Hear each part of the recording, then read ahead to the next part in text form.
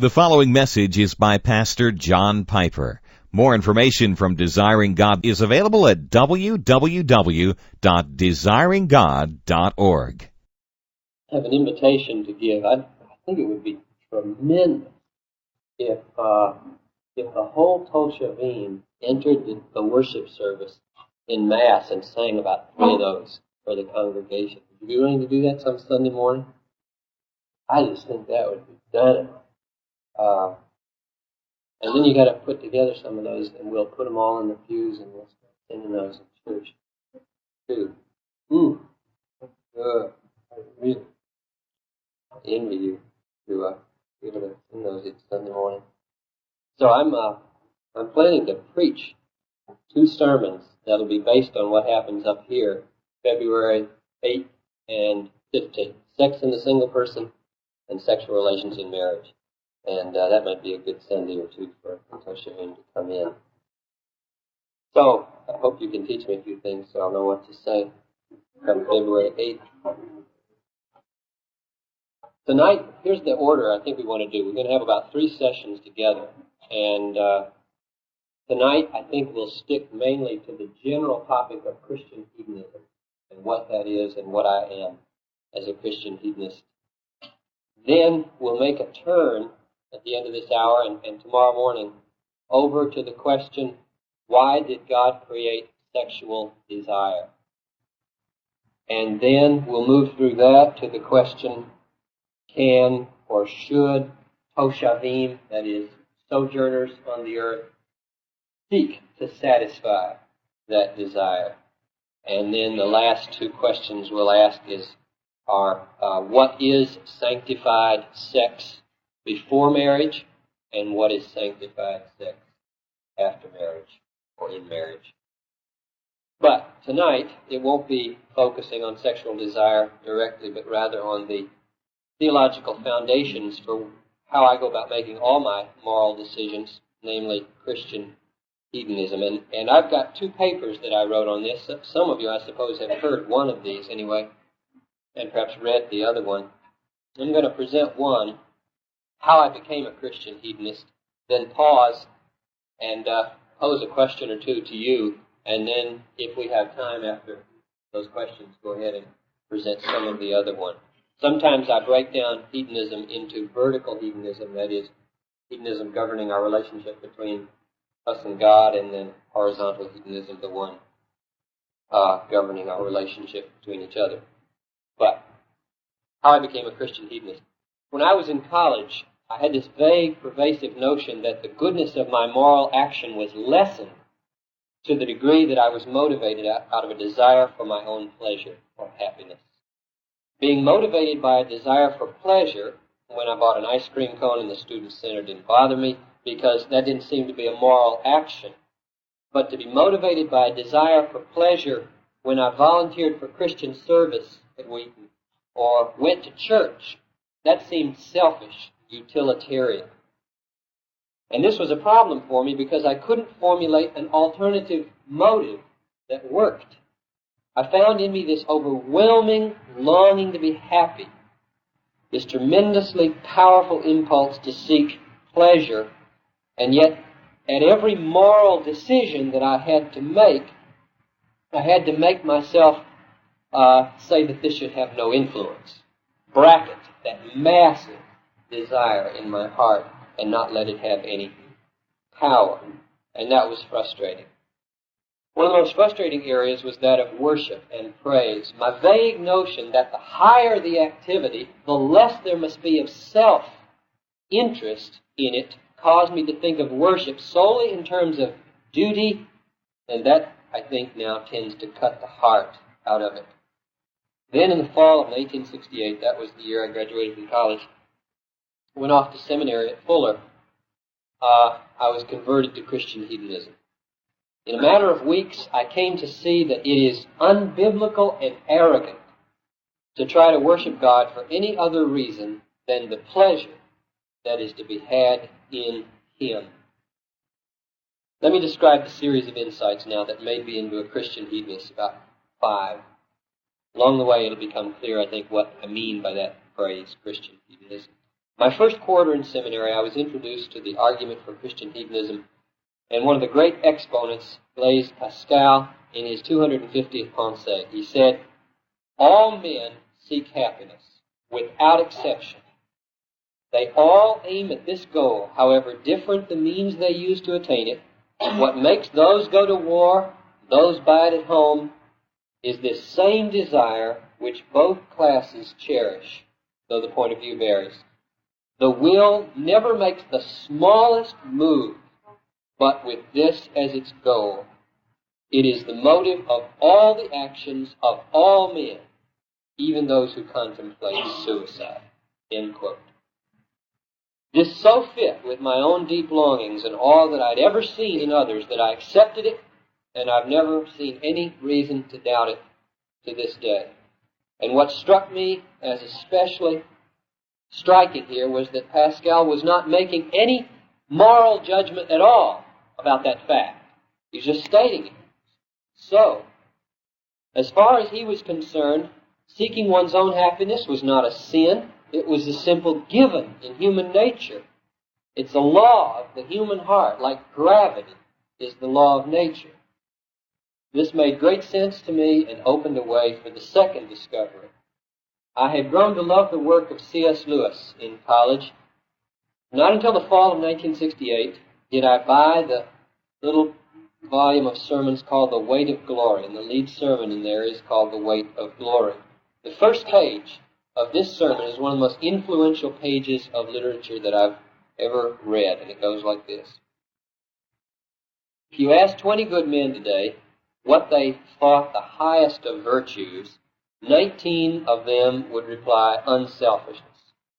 But if you asked almost any of the great Christians of old, he would have replied love. You see what has happened? A negative term has been substituted for a positive, and this is of more than philological importance. The negative ideal of unselfishness carries with it the suggestion not primarily of securing good things for others, but of going without them ourselves, as if our abstinence and not their happiness was the important point. I do not think this is Christian virtue of love. The New Testament has lots to say about self-denial, Lewis goes on, but not about self-denial as an end in itself. We are told to deny ourselves and take up our crosses in order that we may follow Christ, and nearly every description of what we shall ultimately find if we do so contains an appeal to desire. If there lurks in most modern minds the notion that to desire our own good and earnestly to hope for the enjoyment of it is a bad thing, I submit that this notion has crept in from Immanuel Kant and the Stoics and is no part of the Christian faith. Indeed, if we consider the unblushing promises of reward and the staggering nature of the rewards promised in the Gospels, it would seem that our Lord finds our desires not too strong, but too weak. We are half-hearted creatures fooling about with drink and sex and ambition when infinite joy is offered us. Like an ignorant child who wants to go on making mud pies in the slum because he cannot imagine what is meant by the offer of a holiday at the sea. We are far too easily pleased. End quote.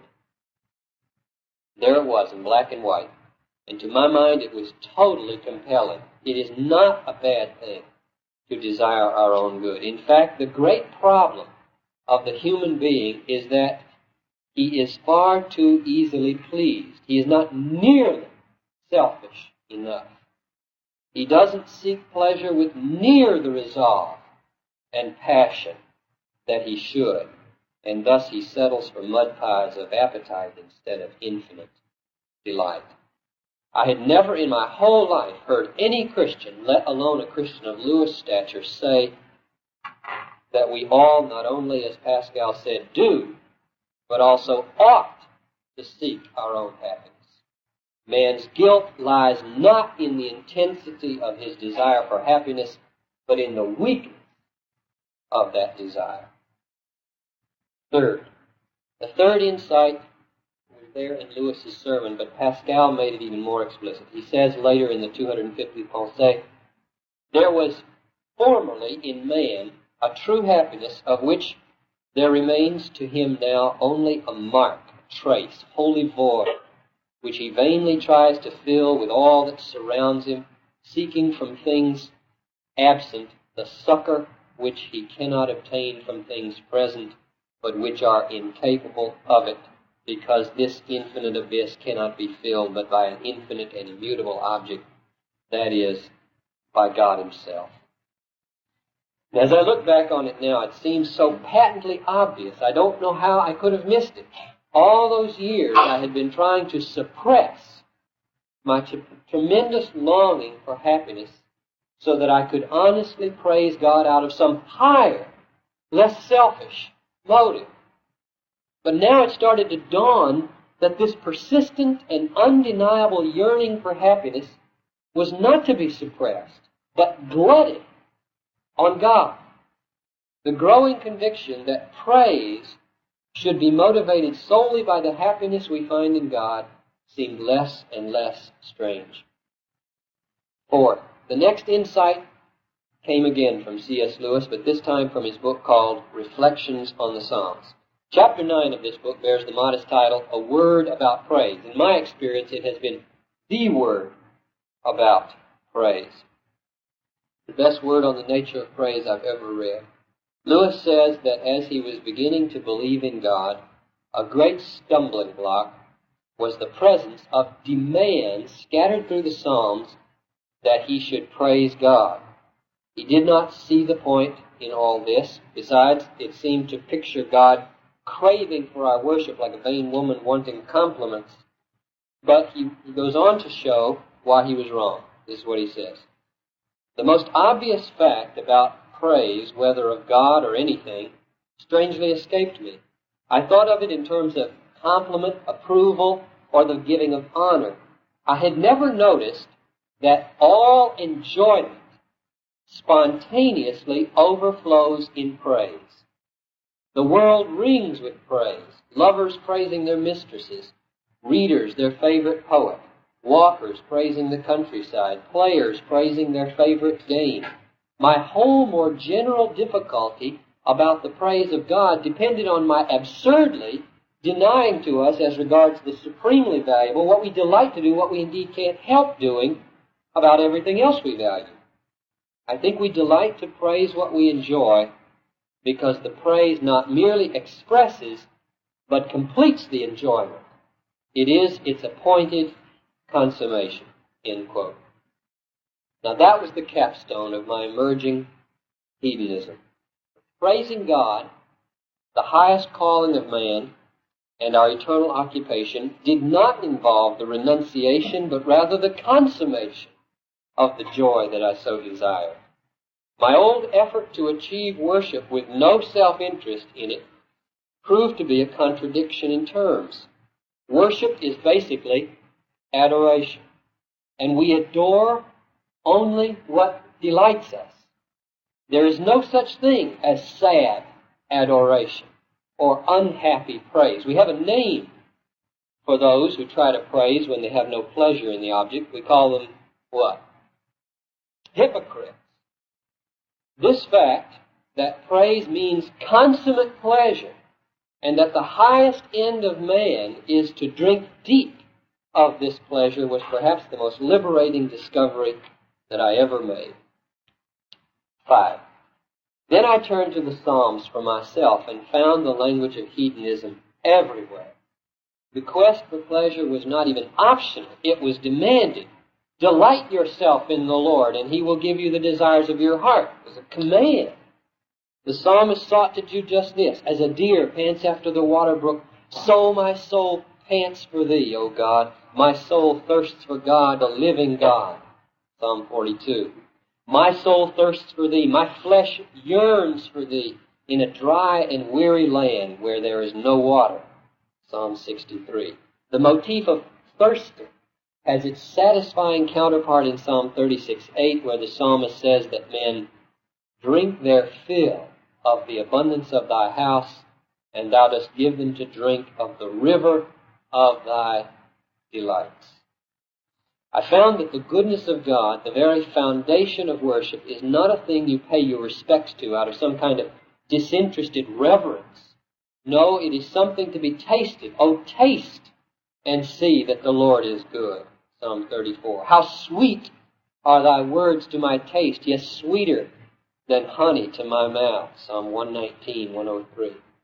As C.S. Lewis says in the Psalms, God is the all-satisfying object. His people adore Him unashamedly for the exceeding joy they find in Him. Psalm 43, verse 4. He is the source of complete and unending pleasure, according to Psalm 16:11. In thy presence is fullness of joy. At thy right hand are pleasures forevermore. So fullness and unending. What more can one ask for? That then is the short story of my pilgrimage to Christian hedonism. And I said earlier that I think it is unbiblical and arrogant to try to worship God for any other reason than the pleasure that is to be had in Him.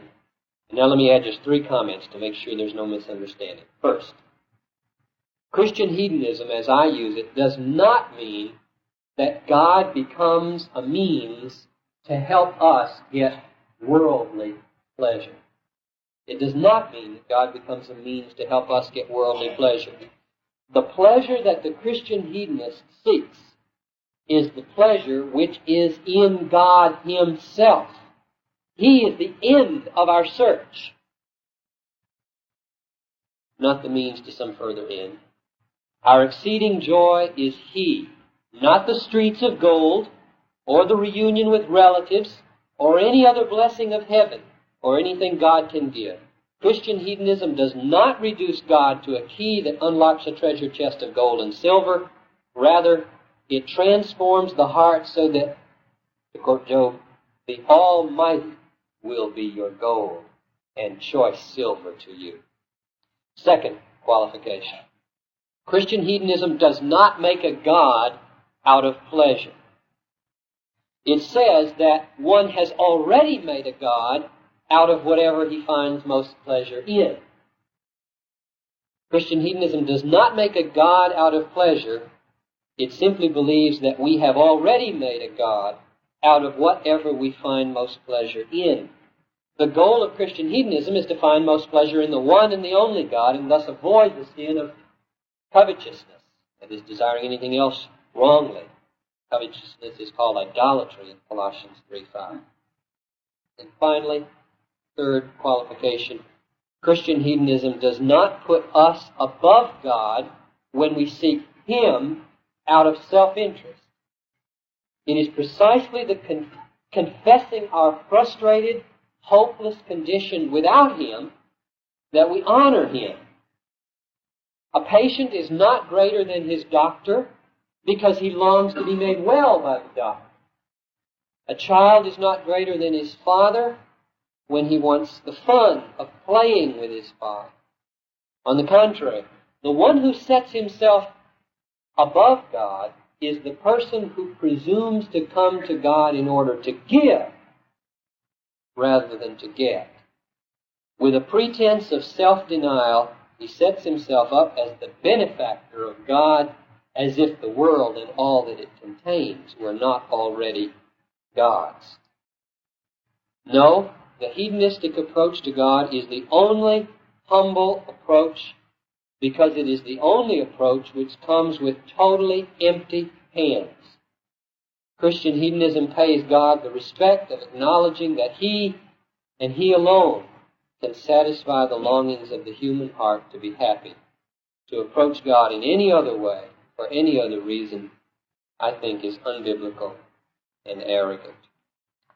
Now that's the end of the first essay on how I became a Christian hedonist.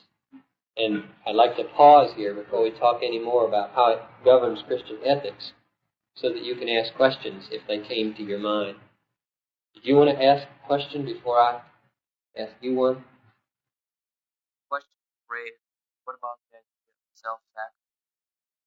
Lewis suggested that it comes from Immanuel Kant.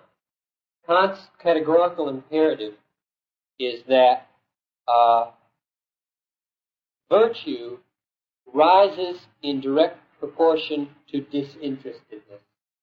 That is, you have to be doing what you're doing solely for the sake of duty and not for any benefit or pleasure that returns to you if you're to have a moral benefit. Now, people who aren't philosophically oriented would say it simply comes from the Bible. Jesus said, deny yourself, take up your cross and follow me. That's what he said. Deny yourself. So how does that fit in? Can you worship? Can you deny yourself through worship? And worship authentically? What did Jesus mean? No, maybe about it. Right. I think that's what he means, right.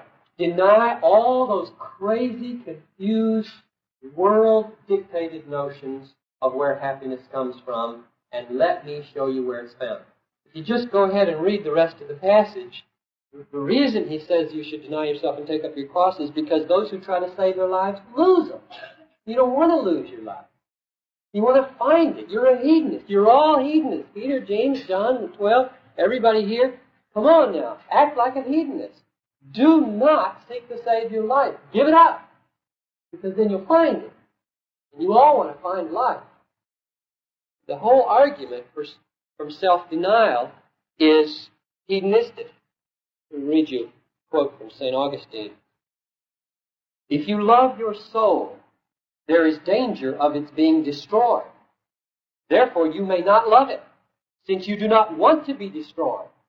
But in not wanting it to be destroyed, you love it.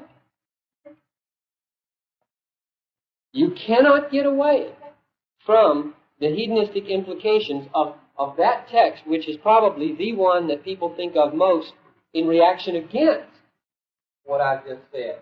Take up your cross and deny yourself. Lose your life.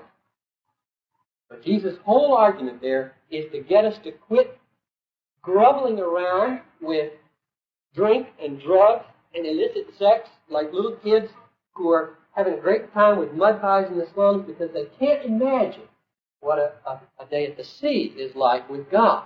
Now, I think we are all hedonists. Everybody's a hedonist, whether they want to be or not. We're just not all self-conscious practicing. We don't work at it. Everybody, if Pascal is right, everybody seeks happiness. And that's what I mean, first of all, by hedonist. A person who is after happiness. Now, my definition of when I call myself a Christian hedonist, though, I mean a Christian hedonist is a person who believes that it is right to make your own happiness the motive for everything you do. That just doesn't sit well with most people in the church. So everybody's a hedonist in the sense that everybody's seeking to be happy. So you don't have to become one, you are one. And Jesus just assumed it when he taught. But I'm trying to convert people to conscious Christian hedonism in the sense that we believe it's right to aim at happiness in worship and in ethics and in everything else we do. And then we're in a lifelong process of conforming our hearts to Christ so that we are made happy by the things that are truly good and beautiful. Made me a lot happier because I wasn't so afraid of being happy.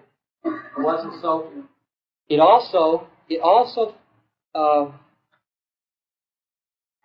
gave me a new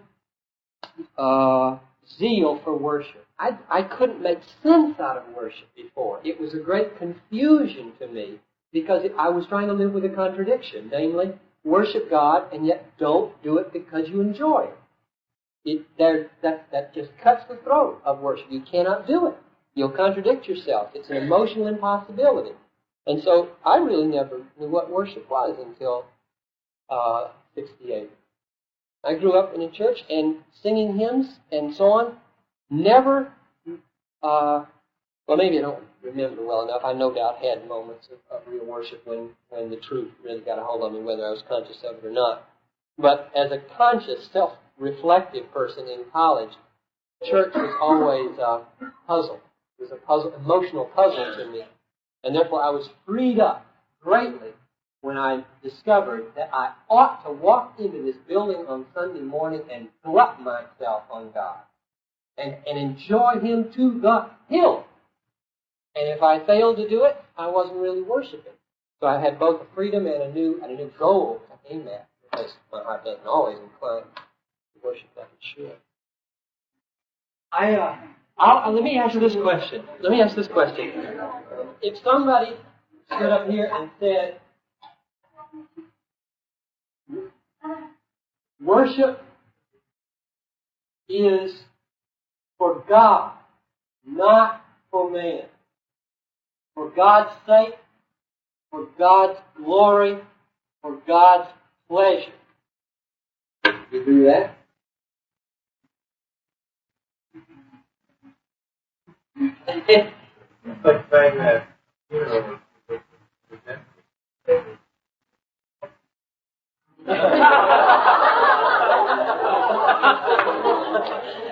You'll have to explain that analogy.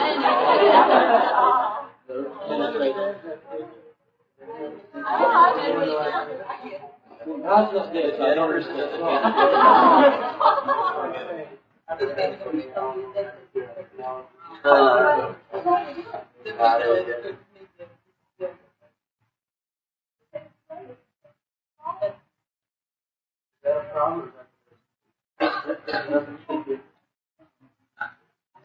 So God doesn't need our worship. And the dead person doesn't need our worship. There's the analogy. the funeral is to control people. You have to experience the passing away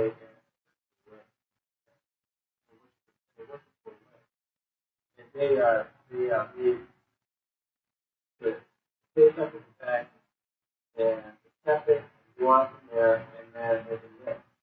Go ahead and fight.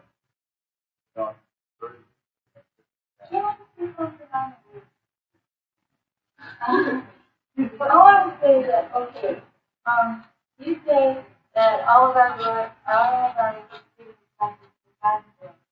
Okay, but on the other hand, what you just said was that when God's glorified, that we should appreciate it, what you were saying before. Okay, how can we go about worshiping without ourselves compared to right, that's what you're saying, right? Okay, that's what I wanted to know what was going on there. But because what I got out of it was so far is that we can't necessarily worship unless we have some kind of gratification. I think that's true. Because when we're glorifying God, we're giving Him the glory, but at the same time, we're living an abundant life and having a good time. Let me take that statement I just made and tell you what I think of it. That statement was made by Bruce Leafland, who teaches worship in seminary. Worship is for God, not for man, for His sake, for His glory, for His pleasure. And he said when out at Lake Avenue, where I was ordained, where I learned to worship, where he was the music minister for 10 years, the morning service was for God, the evening service was for the body.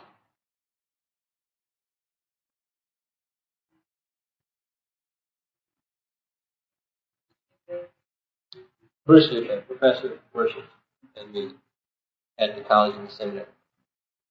So I went up to him yesterday after the seminar, Founders Week, and I said, oh, here's another statement. How many in here are in a class with Bruce right now? Or were? 1, 2. Oh, I thought it was more. Well, we've talked this out, so I don't think I'm going to talk to him again on Monday. So I can tell you what I said. He said in a seminar this week, worship is the most unselfish act that you can perform.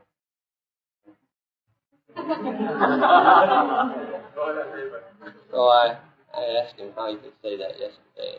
And the fundamental problem, it seems to me, he lectures on worship all over this country. If anybody's supposed to understand worship, Bruce Leafland is supposed to understand worship. He's written articles on it, and he's an expert. And it's when I just go like that with an expert, I get concerned. This is somebody teaching at the college and seminary and a good friend. I asked Bruce, when you say worship is for God, that is for His glory and for His pleasure, you have to ask the next question, how do you give God pleasure? Because I'm willing to say worship is for God, it is for His glory, it is for His pleasure. But then, that doesn't help us any until we ask the next question, how do you give the all-sufficient, almighty God pleasure? And I get my answer from Hebrews 11, verse 6, which says, without faith, it is impossible to give God pleasure. Without faith, it is impossible to please God. Without faith, it is impossible to give God pleasure. For he who comes to God, worship or prayer, must believe two things. That He is, you can't please Him if you don't think He's there, and that He rewards those who seek Him. So, Bruce, on Sunday morning, if I make it my aim to please God, I must make it my aim to seek Him as rewarder. If I don't seek Him as rewarder of my need and my vacuous heart and my hunger for happiness, He won't be pleased. And it's all vain talk to constantly talk about giving to God. Bruce wants to understand worship wholly in terms of giving. In worship, we give up to God because of what He has given to us. And there's truth in that, but it's got to be distinguished. You've got to distinguish kinds of giving, don't you? Because Paul said in his sermon in Acts 17, that God doesn't have any needs. He is not served by human hands as though He needed anything, since He Himself gives to all men life and breath and everything. Therefore, you can't give God anything except thanks. Psalm 50. If I wanted anything from you, I wouldn't ask you. The cattle on 1,000 hills are mine. Here's what I want from you. I want the sacrifice of thanksgiving. I want you to pay your vows to the Most High. And I want you to call upon me in the day of trouble, and I will answer. We will make God happy if we call upon Him in the day of trouble for His joy. So that I cannot define worship primarily in terms of giving, unless I limit it very, very much. Then the next question would be, how do you glorify God? If you please God by going to Him as benefactor, as rewarder, how do you glorify Him? I told Bruce, I said, there is nothing that honors my wife more than when I tell people that the reason I like to be around her is because she brings me so much delight.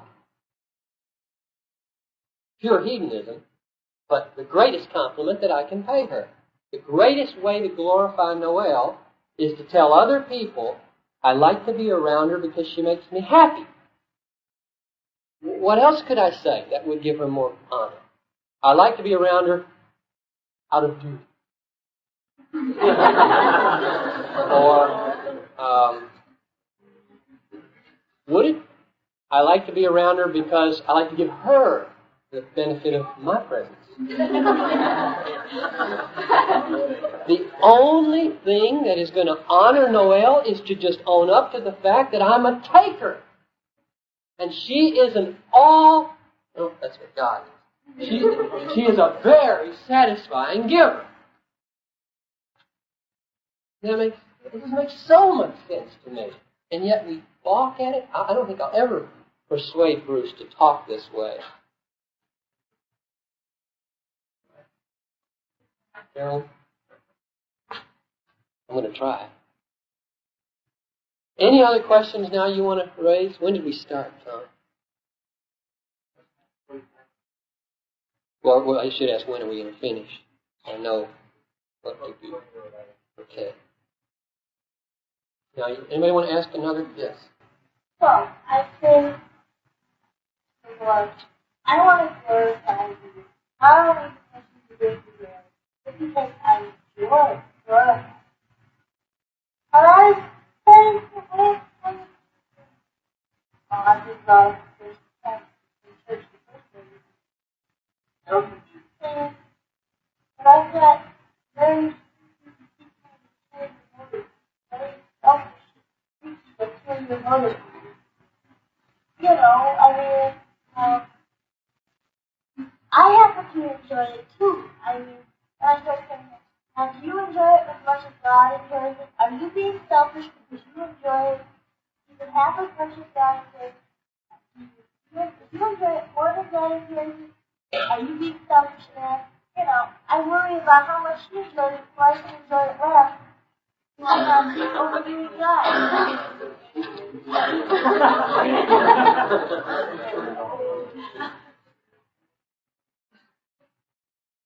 Yes, let's see. You want to enjoy it less than God. Well, you don't have to. Yes, you don't need to worry about that because the more you enjoy worship, the more you enjoy God, the more He will enjoy you. Because the thing that He enjoys in His creatures is that they delight in Him. He commanded us, delight yourself in the Lord. Now, He wouldn't have done that if He didn't like that. It's not ulterior at all. You get out on the table. You want the Lord to delight in you, delight in Him? I mean, How else? Paul says, I make it my aim to please the Lord, whether alive or dead. Okay, we all ought to be making it our aim to please the Lord. Now, how do you make it your aim to please the Lord? There's no ulterior motive. He said, do it. Please me, please me. but isn't that kind of almost like those rich people in the temple? They dumped out all their coins. They have their reward already. You know? Yes. Right. Yeah. You got the beautiful stories in Matthew 6. One guy toots his horn before he makes his giving, and Jesus says he's got his reward, namely the applause of the people.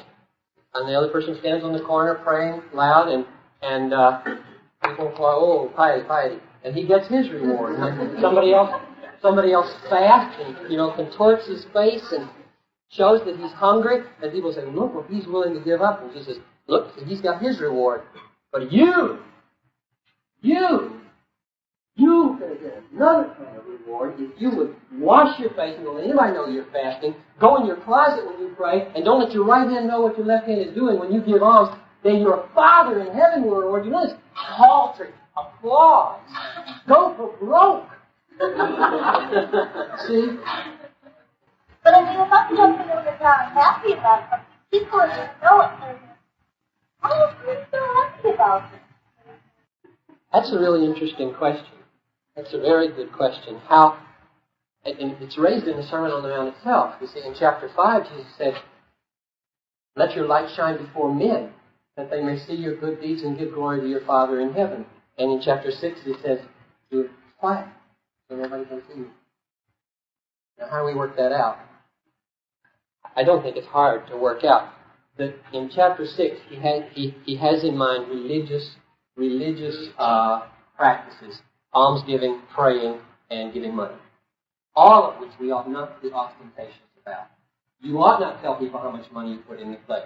You ought not to tell people how many hours you spend in prayer. You ought not contort yourself when you're fasting. But you ought to change the tire of your friend on the road, whether 10,000 people see you do it or not. You ought to take soup to the widow and go visit the prisoners, whether people see you or not. See, I don't think Jesus is inconsistent. And you ought to delight in it. And people will see, hey, look how much, look. You'll do it just like the people in Hebrews 10, and you will not be able to keep secret. Listen to this. You Christians had compassion on the prisoners, and you joyfully accepted the plundering of your property, since you knew that you yourselves had a better possession and an abiding one. You're absolutely right. We ought to delight in doing the world system, namely God. Therefore, they give glory to your Father in heaven. negative side of it. We're not overbounding joy, pleasure, God. That means we have right. You don't have an ability to worship Him. I don't think. Now, let me qualify that because you said an overabounding joy. There are all kinds of degrees of happiness. If you do not feel any delight in God, all you can do is go through the motions. You can sing the hymn, you can bow your head, you can raise your hands, but is that worship? If it's not coming from the heart? That's another question. That's a good one. Leafblad said, very helpfully to me, he listed 5 reasons, 5 purposes for music in worship. I can't remember all of them, but one of them was to give expression to our heartfelt love to God. Another one was to inspire heartfelt love for God. Another one was to channel or direct, but it's the second one I'm interested in. We have music in worship, and here at the beginning, for 2 reasons. Some of you are already with God, and you want to sing. Others of you aren't yet there, and the music might get you there. So, in answer to your question, depending on your motive, yes. If your motive is when you don't feel like worshiping, you can have 2 possible motives for going ahead and going through the motions. One is deceit. You don't want anybody to know that you don't feel this way.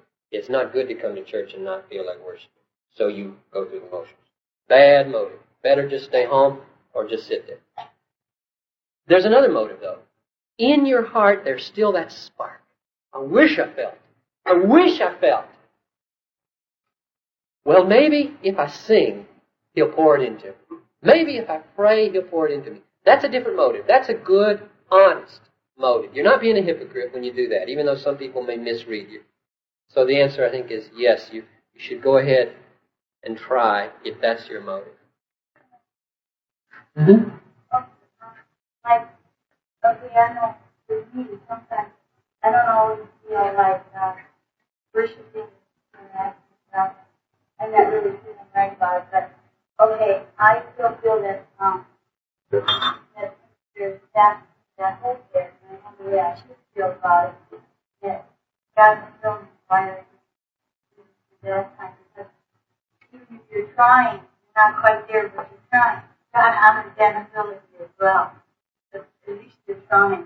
I mean, it's not like you're never going to get there. There is enough desire to want to worship, and that desire is real. He honors that desire. Yes.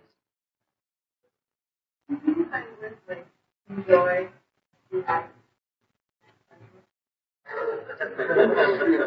And beauty.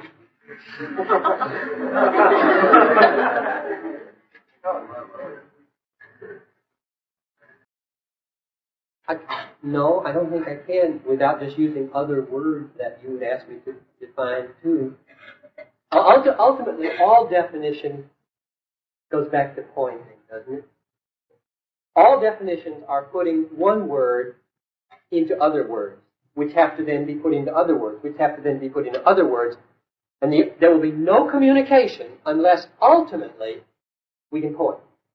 Now, if you've never been pregnant, then there will be realities which you can only guess at, and morning sickness maybe, or something like that, or what it's like to have this big weight, pulling your back out like this all the time, or what it's like at night to lay down and feel the baby kind of this way, and kick you in the spine, and kick your husband in the back. A lot of things that you can use analogies to get at, but ultimately, you have to wait and say, you'll know what I mean. Or a person who's never had a headache.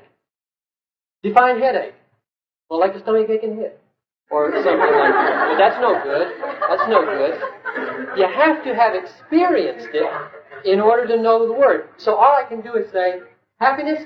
You remember when you were a kid? Christmas morning? You know what you opened? presents in the morning or not. We always open presents in the morning. Happiness was the night before stringing the popcorn on the thread and hanging it up and watching the parents whisper in the corner. Oh, what are they doing? You know what that is. Or happiness is falling in love, and that heartbeat that starts to pitter-patter in the clammy hands and just love to be with that person. Everybody knows what happiness is. Delight, joy. Sunset for the artists. Artistic people tend to have more sensitivity than others for that kind of aesthetic pleasure. For some people, it would be sports. You know, I just heard on the radio some fantastic last-second 30-foot jump shot yesterday. I don't know who it was. Some freshman popped that thing through there. Oh, man. You know, the people just rise up all over the place cheering, and you say, that is joy. That's happiness. And you just keep on making the list longer and longer. I don't think I could do any better than just pointing at experiences of happiness. Well, I think you're probably right. I would say that for myself. I don't know if I'd say kind of joy. There may be. I'm open to that. I would say vistas, depths, breadths of joy. I know I haven't attained.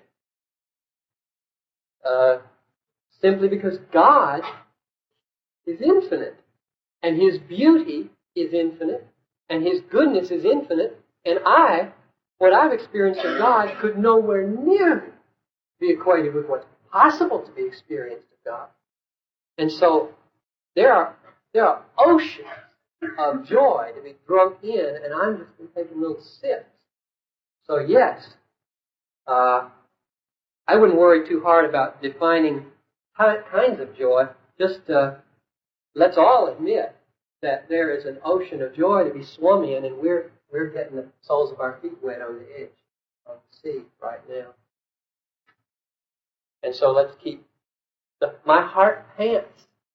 My heart pants. I thirst as for a what in the dry land? The psalmist, he seemed to always see something over the horizon. He couldn't get his hands quite a hold of. But then, now and then, I waited for the Lord, and He answered. Put a new song in my mouth, a song of praise to God. Many will see and fear and put their trust in the Lord. Sometimes He drank deep. Okay, that's horizontal hedonism. Let's just turn into it. Does hedonism, that is, does the desire for joy, also motivate us in our interpersonal relations? Love God with all your heart, soul, mind, and strength. Not hard to see how that is hedonistic. It isn't as easy for some people to see how love your neighbor as yourself becomes hedonistic. I think it is. That question usually comes up at the end, after I've made a big case for the fact that we ought to do good for each other because of the joy that it brings. So, but we'll skip over to the end. Your question is, should you go ahead and do good for people even if it doesn't seem to hold out the prospect of much pleasure? You don't feel much like it. And I'd answer it the same way I answered Dennis' question.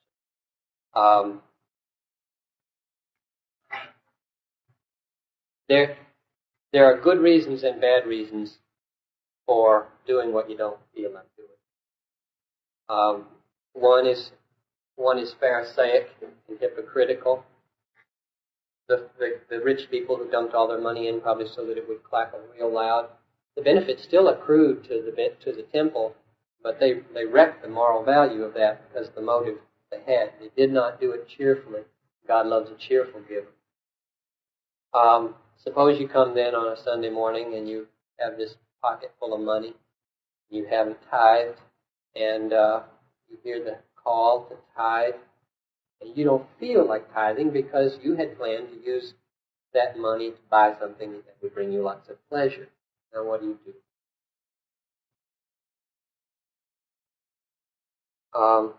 I think the first thing you do is repent that you don't want to. Get it out on the table with God. I'm sorry that my heart is so hard, God, and that my desires do not get all excited about what's pleasing to you. And the second thing you do is ask God to change your affection. Fill me with a desire to tithe, with a love to give. I want to be a cheerful giver. Now, between 2 and 3, He might change you. And instantly, He might fill you with that desire. More than likely, it won't happen instantaneously. And so you're confronted with the third. Namely, if deep down you want to do what's right, then say to God, Lord, I'm going to give it, even though I don't feel 100% behind the giving. And I trust that You'll take it for the desire there is there, and that You'll go ahead and work on it. Use the actual giving to make me a better giver and a more joyful one in giving. So the answer is yes to your question. Go ahead and help the person anyway. That's common experience. Driving down the road, and you're on your way somewhere, and here's this stranded person on the side of the road. Very few of us are so sanctified that we say, great, an opportunity to do good. I go up and say, wow, I am so glad that she is stranded right where I was. More than likely, we do this with 1.5 second battle in our mind. And I feel guilty all day. Pull over and move in there, and then we have to repent and pray for change. And you know what often makes the difference, whether we feel like it or not, is whether we're happy or not. We're already happy in God, and He's meeting all our needs, and we're secure in His promise and not worrying about the rest of the afternoon, but resting in Him, and an opportunity for doing good comes. Then we're glad. Out of the overflow that God has given us to increase that joy by pouring it out on some needy person. Now that's the essence of my horizontal hedonism. We always want to increase our joy. And giving does increase joy. It is more blessed to give than to receive. And therefore, it is not wrong to be motivated by a desire for happiness, even on the horizontal level. It's okay to see that person on the side of the road and say, if I pull over there and help them, I'll be happy. Oh, when I discovered that was a great liberation too, and a great incentive to do good. Because I didn't think the deeds were destroyed anymore by the joy that came from them. I can remember, it still happens today at Bethel. I can remember year after year sitting there in Bethel Chapel, and it would be Christian service time. And people would stand up to tell about their Christian service experience in the old folks' home. You remember those. And they would say things like this.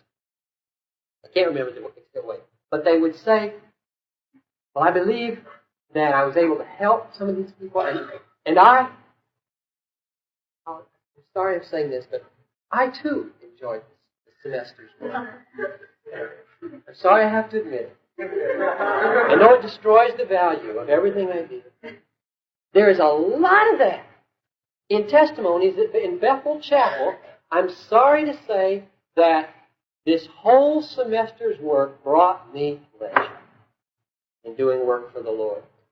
And I just want to stand up and say, well, you could apologize for that. You're a good person. That's a sign of your sanctification. A sanctified person delights to do right. An unsanctified person has to grit his teeth to do right. All of us are on the road to heaven, and nobody will act contrary to any emotions in heaven. Total hedonism. You will only do what makes you happy in heaven. You will not do anything that makes you unhappy in heaven. And sanctification is simply becoming heavenly minded. Does that make sense? There's another thing. This can relate to sex. If I can.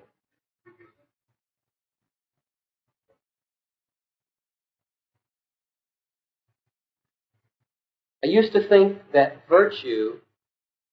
a virtuous person was a person who overcame the strongest inclination to evil. You had a really strong inclination to evil, and you overcame it. You were powerful and therefore virtuous. And the person who didn't have a very strong inclination to evil didn't have to overcome as much, and therefore didn't have as much moral backbone, and therefore wasn't as virtuous. See what the implication of that is? In order to be more virtuous, you have to have more evil inclination. And it hit me, I forget when it sunk in, that virtue is having our inclination so changed that it's easy to do good. It takes no effort. Now, none of us is there yet. But that's the goal, isn't it? The goal is to become the kind of person for whom it is no sweat to do right.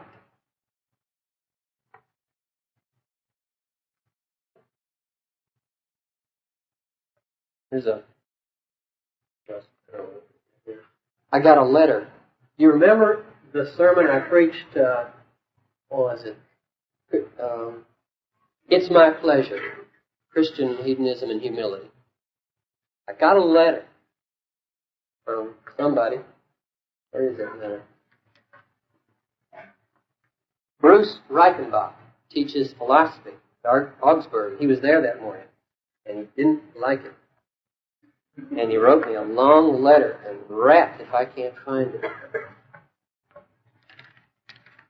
Because I wrote him a long response, too. Try to convince him it was true, nevertheless. Oh, there it is. Augsburg College, Missionary. Let me read you part of what he said. I don't think he'd mind this.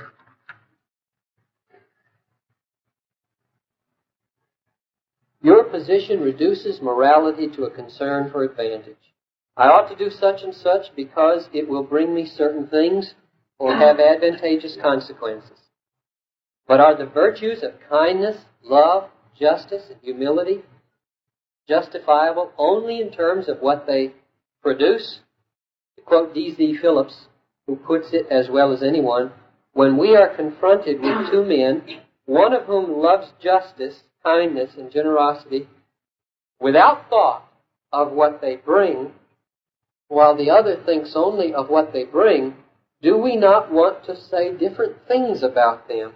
Do we not want to say that only one of them loves justice while the other's love is a mere pretense, a facade?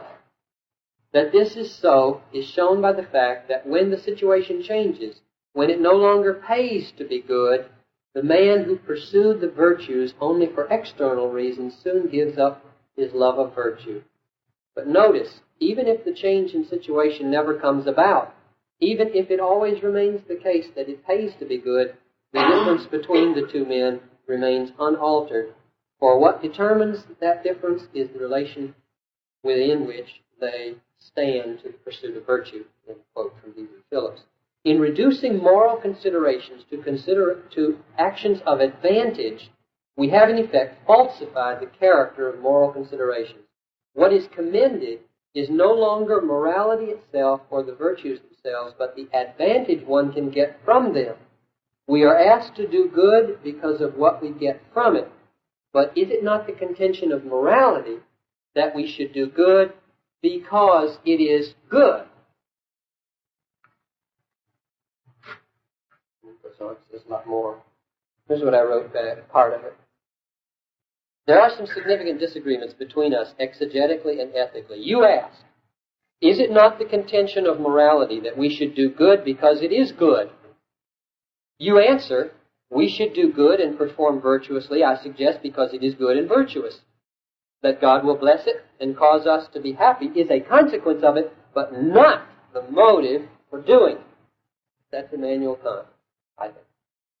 My answer to your question is to ask, whose morality? According to Immanuel Kant's morality, the answer is yes. According to the biblical morality, the answer, I think, must be no. Morality is not jeopardized by being motivated by self-interest.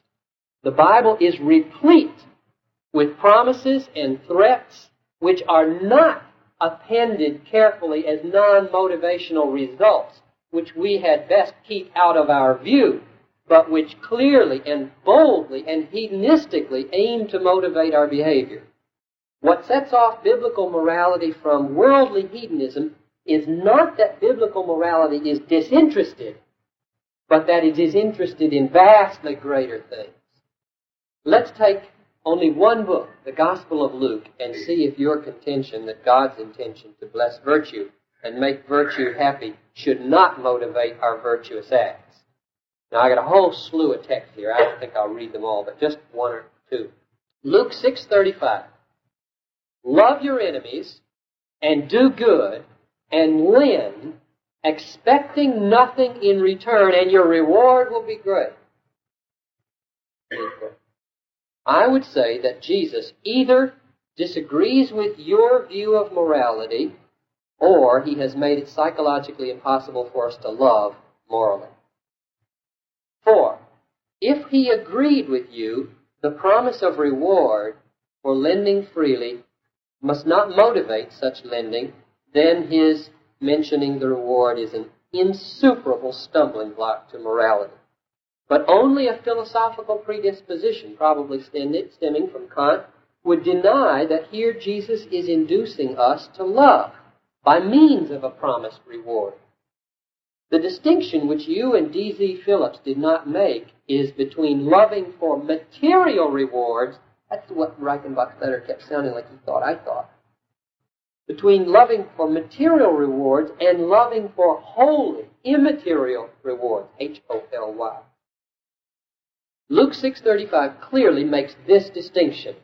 Don't lend with a view to material aggrandizement. Lend with a view to the joy God gives to free lovers.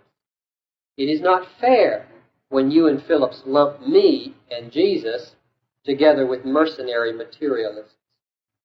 To confirm this interpretation of Luke 6:35, look at 14:12 to 14.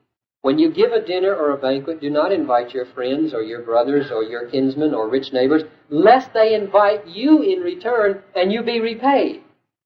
See, don't go for that reward. But when you give a feast, invite the poor, and you will be blessed, because they cannot repay you. You will be repaid at the resurrection of the just. In other words, don't seek worldly advantage, seek spiritual, heavenly benefits.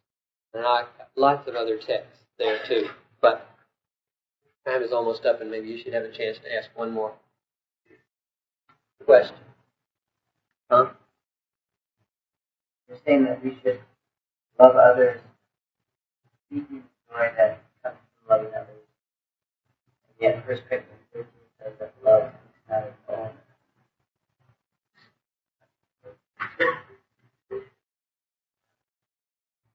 Jonathan Edwards wrestled with that text and has a great paragraph on it in his sermon, Charity and Its Fruits. And basically he says the same thing Jesus does here.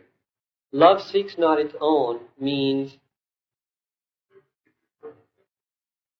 love doesn't seek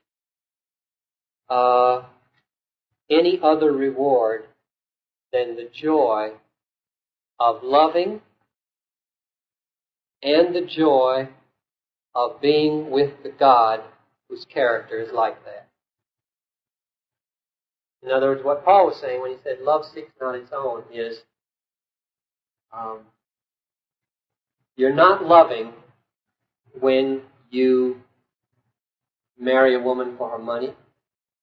You're not loving when you help clean the church to gain brownie points with the pastor. You're not loving when you decide to speak at a college retreat in order to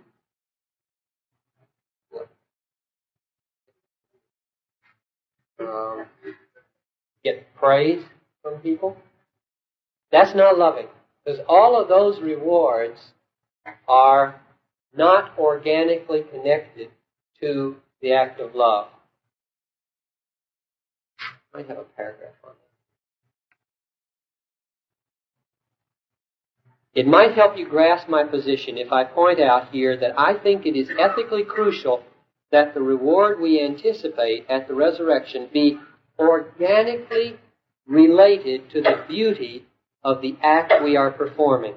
It is bad when Christians think of heaven materialistically, when they make of it merely a glorified secular city to gratify their temporally suppressed desires. The reward is the Lord Himself in all His beautiful holiness. Therefore, when a person does justice and kindness with a view to enjoying fellowship with the just and the kind Jesus, it would be a contradiction to say he does not love justice and kindness. He does. He regards them as beautiful ways of acting, but not without reference to their relation to the future and to the Lord who creates the future. It seems to me essentially godless to define virtue by some intrinsic thing. Once the God of promise and warning, the God who rules all history and is always designing and moving toward a goal, once that God is brought in, virtue becomes virtuous as it promotes good ends. And when the Lord constantly reminds me that my good end is part of the goal of virtue, I think I would be wrong not to make this my motive. That is my good, my goal, my happiness. So, love seeks not its own means love seeks not its own material advantage through another person. Love does seek its own in the sense that it seeks its own happiness in the act of loving. Provided it is love that brings us joy, and being with the Lord who is love, then it's not a contradiction of 1 Corinthians 13:5. Sure not wrong to want to be rid of it. I'm trying to think if that's a contradiction what I said.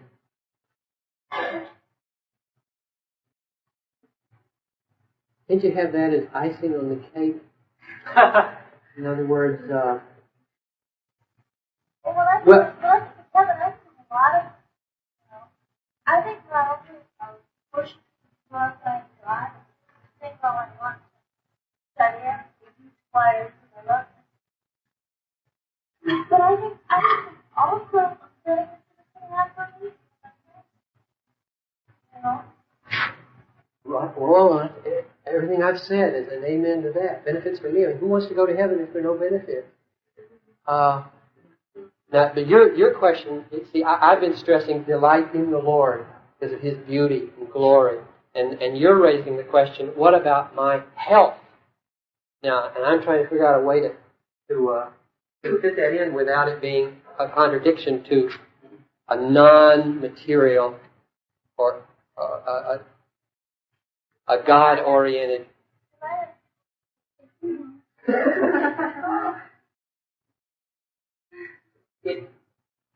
It's written right here. He will wipe away every tear from their eyes, and death shall be no more. Neither shall there be mourning, nor crying, nor pain anymore. So it is not wrong to expect that. Now, would it not, however, be wrong if that was the only reason you wanted to go to heaven? In other words, if Jesus didn't matter, if you had to choose between a headache for eternity without Jesus, no. Is that what I want to say? With Jesus, and without a headache, without Jesus, which would you choose? That might be. But that's a lousy question to ask. I don't like those kinds of questions because they force on us an unreal possibility. I think I would tie the two together like this. The Jesus we love, and one of the reasons we love Him is because He's Lord, and He's good, and He's loving, which means He controls this world, and when He finishes His loving purposes with it, pain's got to go for His people. That's one of the reasons we love Him. So maybe to want to be rid of a headache and to want to love this Lord and be with Him really do come together. And they're not two completely separate desires in the long run. Because how could you love a Lord who, when He consummated His whole purpose, finished everything, did away with his enemies, said to you, I'm done, but you're still going to have those migraines for eternity. You have to scratch your head and say, but you're not done yet. What sort of a Lord are you that it's got to go on forever? We can understand that you use pain for a time to teach us something, but that it should go on forever would contradict your goodness, and therefore to love God and want to be with Him and to want to be rid of the headache really are two different goals, but the same, or all of one piece. I think we better stop. The question we'll pose in the morning is, why did God create sexual pleasure? Now this fits right in, because if all this talk about delighting in God is where it's at for the Christian hedonist, why in the world should he create such a competitor as sexual desire? That's what we'll try to answer first off tomorrow. Now, Tom suggested that we have a little basket on the piano. Thank you for listening to this message by John Piper, pastor for preaching at Bethlehem Baptist Church in Minneapolis, Minnesota. Feel free to make copies of this message to give to others, but please do not charge for those copies or alter the content in any way without permission. We invite you to visit Desiring God online at www.desiringgod.org. There you'll find hundreds of sermons, articles, radio broadcasts, and much more, all available to you at no charge. Our online store carries all of Pastor John's books, audio, and video resources. You can also stay up to date on what's new at Desiring God. Again, our website is www.desiringgod.org. Or call us toll-free at 1-888-346-4700. Our mailing address is Desiring God, 2601 East Franklin Avenue, Minneapolis, Minnesota, 55406. Desiring God exists to help you make God your treasure, because God is most glorified in us when we are most satisfied in Him.